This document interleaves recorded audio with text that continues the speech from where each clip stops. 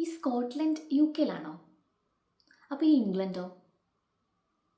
U കെയും ബ്രിട്ടനും ഒന്നാണോ? അതേപോലെ ഈ അയർലൻഡോ? അപ്പോൾ ഇങ്ങനെയുള്ള ഒരുപാട് ഡൗട്ട് നിങ്ങൾക്കുണ്ടോ? ഇങ്ങനെ ഒരുപാട് ഡൗട്ട് എനിക്കും ഉണ്ടായിരുന്നു. അപ്പോൾ അതൊക്കെ ക്ലിയർ ചെയ്യാൻ വേണ്ടിയിട്ടാണ് നമ്മുടെ ഇന്നത്തെ ഈ വീഡിയോ. ബേസിക്കലി ഇന്നത്തെ ഈ വീഡിയോ ഒരു ഇൻഫോർമേറ്റീവ് വീഡിയോ ആണ്. സോ അപ്പോൾ ഇതൊക്കെ തമ്മിലുള്ള ഡിഫറൻസ് എന്താണ്, ഇതൊക്കെ ഒന്നാണോ എന്നുള്ള കാര്യങ്ങളൊക്കെ നമുക്ക് ഇന്നത്തെ വീഡിയോയിലോട്ട് നോക്കാം. Welcome to another video of wandering മാം.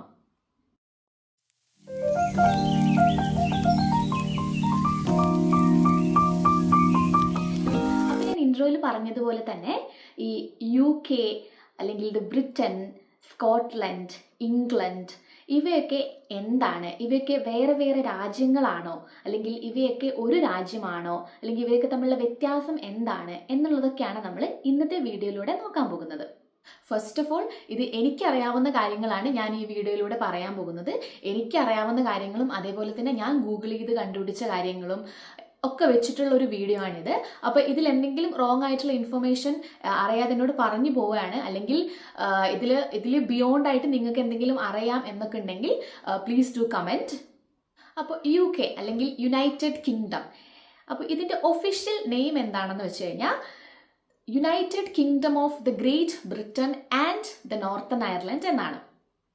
അതേപോലെ യു കെ അറിയപ്പെടുന്നത് കൺട്രീസ് ഓഫ് കൺട്രി എന്നാണ്, അതായത് രാജ്യങ്ങളുടെ രാജ്യം. വേറൊന്നല്ല, യു കെ പറയുന്നത് U K is a sovereign state എന്നാണ്. അതായത് നമ്മുടെ നാട്ടിലെ നമുക്ക് ഇന്ത്യ എന്ന് പറയുന്നത് ഒരു രാജ്യവും ഇന്ത്യക്കകത്ത് നമുക്ക് സംസ്ഥാനങ്ങൾ അല്ലെങ്കിൽ സ്റ്റേറ്റ്സ് ആണുള്ളത്. പക്ഷെ ഇവിടെ പറയുന്നത് യു കെ, ഞാൻ നേരത്തെ പറഞ്ഞതുപോലെ ഒരു സോവറൈൻ സ്റ്റേറ്റ് ആണ്. ആ സ്റ്റേറ്റിനകത്തുള്ള 4 രാജ്യങ്ങളാണ് England, Scotland, Wales and northern Ireland. പക്ഷേ ഈ 4 രാജ്യങ്ങളുടെയും പരമാധികാരി എന്ന് പറയുന്നത് ബ്രിട്ടൻ ആണ്. അതുകൊണ്ടാണ് ഇവര് ബ്രിട്ടനെ ഒരു സോവറൈൻ സ്റ്റേറ്റ് എന്ന് പറയുന്നത്. സോവറൈൻ സ്റ്റേറ്റ് എന്ന് പറയുമ്പോഴത്തേക്ക് ഇതിൻ്റെയൊക്കെ പരമാധികാരം എന്ന് പറയുന്നത് ബ്രിട്ടൻ ആണ്. ഈ 4 ചെറിയ രാജ്യങ്ങൾ ഉണ്ടെങ്കിലും ഇതിൻ്റെയൊക്കെ പരമാധികാരി ബ്രിട്ടൻ ആണ്. അതായത് രാജ്യങ്ങൾ എന്ന് പറയുമ്പോഴത്തേക്ക് നമ്മുടെ നാട്ടിൽ പണ്ട് നമുക്ക് ഇന്ത്യയിൽ ഉണ്ടായിരുന്നില്ലേ കുഞ്ഞു കുഞ്ഞു നാട്ടുരാജ്യങ്ങൾ, അതുപോലെയുള്ള കൊച്ചു കൊച്ചു രാജ്യങ്ങളാണ് ഈ ഞാൻ പറഞ്ഞ ഈ 4 രാജ്യങ്ങൾ, അതായത് Scotland, England, Wales and northern Ireland. അപ്പോൾ ഇവയൊക്കെ എങ്ങനെ യുണൈറ്റഡ് കിങ്ഡം ആയി, അല്ലെങ്കിൽ ഈ ഒരു യുണൈറ്റഡ് കിങ്ഡത്തിന്റെ അണ്ടറിലായി എന്നൊക്കെ അറിയണമെങ്കിൽ നമുക്ക് കുറച്ച് ഹിസ്റ്ററിയും കൂടെ നോക്കാം. പക്ഷെ ഹിസ്റ്ററി പറഞ്ഞ് ഞാൻ നിങ്ങളെ ബോറടിപ്പിക്കുന്നില്ല, വളരെ സിമ്പിൾ ആയിട്ട് പറയാം. ഏകദേശം 1200 വരെ ഇംഗ്ലണ്ട് എന്ന് പറയുന്നത് ഒരൊറ്റ രാജ്യം, അതായത് ഒരു കുഞ്ഞു രാജ്യമായിരുന്നു. പക്ഷേ ഈ 1284 ഇംഗ്ലണ്ട് ഈ തൊട്ടടുത്ത് കിടക്കുന്ന വെയിൽസ് എന്ന് പറയുന്ന ആ ഒരു കുഞ്ഞു പ്രദേശത്തെ പിടിച്ചടക്കി തൻ്റെ അണ്ടറിലാക്കി. അപ്പോൾ 1284 മുതൽ ഇംഗ്ലണ്ടും വെയിൽസും കൂടെ ഒരൊറ്റ രാജ്യമാവാൻ തുടങ്ങി. പിന്നീട് 1700 ആയപ്പോഴത്തേക്ക് ഈ വെയിൽസിന്റെയും ഇംഗ്ലണ്ടിന്റെയും അടുത്ത് കിടക്കുന്ന വേറൊരു പ്രദേശമായിരുന്നു സ്കോട്ട്ലൻഡ് എന്ന് പറയുന്നത്. അപ്പോൾ ആ പ്രദേശത്തെ കൂടെ പിടിച്ചടക്കി ഈ വെയിൽസിന്റെയും ഇംഗ്ലണ്ടിന്റെയും കൂടെ ചേർത്തു. അങ്ങനെ ഇംഗ്ലണ്ടും വെയിൽസും സ്കോട്ട്ലൻഡും അടങ്ങുന്ന ഈ ഒരു പ്രദേശത്തെ മുഴുവൻ അവര് യുണൈറ്റഡ് കിങ്ഡം, അതായത് ബ്രിട്ടൻ എന്ന് വിളിച്ചു തുടങ്ങി. ഈ ബ്രിട്ടൻ പിന്നെ അവർ പേര് മാറ്റി ദ ഗ്രേറ്റ് ബ്രിട്ടൻ എന്നാക്കി. അതെന്തുകൊണ്ടാണ് പേര് മാറ്റിയതെന്ന് ഞാൻ വഴിയെ പറഞ്ഞു തരാം നിങ്ങൾക്ക്. അത് കഴിഞ്ഞ് പിന്നെ ഒരു 1800 ആയപ്പോഴത്തേക്ക് ഇവര് തൊട്ടടുത്ത് കിടക്കുന്ന ഒരു കൊച്ചു ദ്വീപ സമൂഹമായ അയർലൻഡിനെ ആക്രമിക്കുകയും ആ ഒരു അയർലൻഡിനെ പിടിച്ചടക്കി ഈ ഒരു ബ്രിട്ടന്റെ കൂടെ ചേർക്കുകയും ചെയ്തു.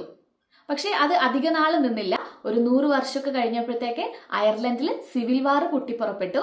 സോ അതിനെ തുടർന്ന് ഈ അയർലൻഡിനെ 2ആയി പാർട്ടീഷൻ ചെയ്യേണ്ടി വന്നു, അതായത് നോർത്തേൺ അയർലൻഡും സൗത്തേൺ അയർലൻഡും. ആ സൗത്തേൺ പാർട്ടിനെ ഇവര് അതായത് ഫ്രീഡം കൊടുത്ത് റിപ്പബ്ലിക് ഓഫ് അയർലൻഡ് എന്നാക്കി. പക്ഷേ നോർത്തേൺ അയർലൻഡിനെ ഈ ഒരു യുണൈറ്റഡ് കിങ്ഡത്തിന്റെ അല്ലെങ്കിൽ ബ്രിട്ടന്റെ ഭാഗമാക്കി. അതെന്താ കാര്യം എന്ന് വെച്ചാൽ ആ സമയം ഈ അയർലൻഡിന്റെ നോർത്തേൺ സൈഡിൽ താമസിച്ചിരുന്ന കൂടുതൽ ആൾക്കാരും ബ്രിട്ടീഷ് അനുഭാവികൾ അല്ലെങ്കിൽ ബ്രിട്ടീഷുകാരായിരുന്നു. അപ്പൊ അതുകൊണ്ട് തന്നെ ഇവര് ഈ നോർത്തേൺ അയർലൻഡിനെ എന്ത് ചെയ്തു, ഈ ബ്രിട്ടന്റെ ഭാഗമാക്കി തന്നെ വെച്ചു. ബാക്കി സദേൺ പാർട്ടിനെ മാത്രം അയർലൻഡ്, അതായത് റിപ്പബ്ലിക് ഓഫ് അയർലൻഡ് ആക്കി വേറൊരു രാജ്യമായിട്ട് പ്രഖ്യാപിച്ചു. പക്ഷെ ഇപ്പോഴും നമ്മൾ നോർത്തേൺ അയർലൻഡ് നോക്കുവാണെങ്കിൽ അവിടെ ഇപ്പോഴും ഒരുപാട് ഐറിഷ് ആൾക്കാരുണ്ട്. സോ അവർക്ക് ഈ അയർലൻഡിന്റെ കൂടെ ചേരണം, അതായത് ഈ ബ്രിട്ടനിൽ നിന്ന് മാറി ഈ അയർലൻഡിന്റെ കൂടെ ചേരണം എന്നും പറഞ്ഞിട്ട് ഒരുപാട് പ്രൊട്ടസ്റ്റും കാര്യങ്ങളൊക്കെ ഇപ്പോഴും അവിടെ നടക്കുന്നുണ്ട്. അപ്പൊ അതൊക്കെ പോട്ടെ. ഞാൻ നേരത്തെ പറഞ്ഞു ബ്രിട്ടനെ ഗ്രേറ്റ് ബ്രിട്ടൻ എന്ന് പറഞ്ഞ് റീനെയിം ചെയ്തിട്ടുണ്ടെന്നുള്ളത് അല്ലെ. അപ്പൊ അത് എന്തുകൊണ്ടാന്ന് വെച്ച് കഴിഞ്ഞാൽ, അതായത് നമ്മുടെ UK അടുത്ത് കിടക്കുന്ന വേറൊരു കൺട്രി ആണല്ലോ ഫ്രാൻസ്. അപ്പൊ ഫ്രാൻസില് ബ്രിട്ടാനി എന്ന് പറയുന്ന ഒരു സ്ഥലമുണ്ട്. അപ്പോൾ ഈ ബ്രിട്ടാനി എന്ന് പറയുന്നതിലും ബ്രിട്ടൻ എന്ന് പറയുന്നതും ഏകദേശം ഒരേപോലെ ആയതുകൊണ്ട്, അതായത് സിമിലർ സൗണ്ട്സ് ആയതുകൊണ്ടാണ് ഇവര് ബ്രിട്ടനെ ഒന്ന് മോഡിഫൈ ചെയ്ത് റീനെയിം ചെയ്തിട്ട് ദ ഗ്രേറ്റ് ബ്രിട്ടൻ എന്നാക്കിയത്.